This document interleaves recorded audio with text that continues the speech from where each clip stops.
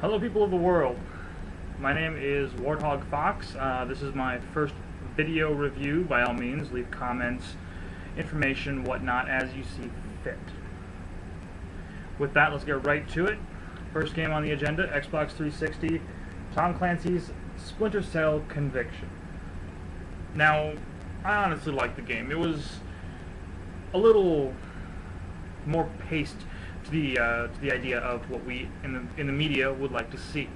When we think of Tom Clancy games, we try and think, oh, it's these kinds of books or whatnot that were converted into video games. The Splinter Cell series was once good. Kind of did a downfall with a few of the other ones, but then this one came out, and we actually had time to rejoice. By rejoice, I mean I'm enjoying every aspect of the game, except for a few. But let's go ahead and start off at the top of the list. We're going to start right off with graphics.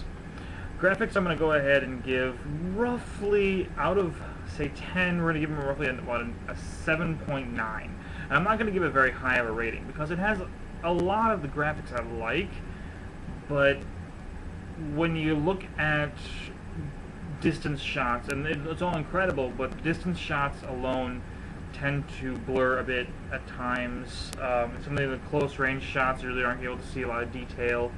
But overall, it was a great quality experience. I enjoyed playing next to the Washington Monument and seeing the monument standing right there in front of me, even though I've never been to DC. The graphics were comparable, I'd say. It's up there to the 360 level. The game wasn't rushed. It was put into thought process, all that stuff.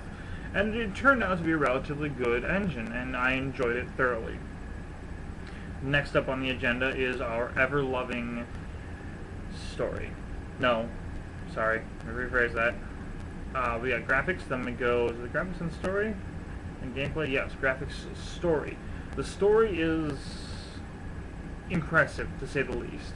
The espionage agent who is long since gone to the belief that his daughter was killed and he's out there trying to find revenge comes in very much handy when we look at all the when you look at the history of the game. You kind of get a sense that this guy is a massive bastard of all things. Even in the description it goes ahead and says, I'd seen the agency I gave myself to turn around, blog, blog, blog, not major, but it's good. Story I'm going to go ahead and give a 8.0 openly.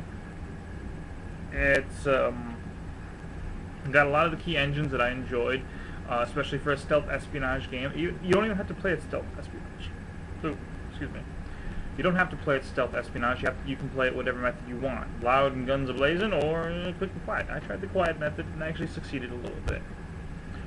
Next up, we have gameplay. I like the gameplay.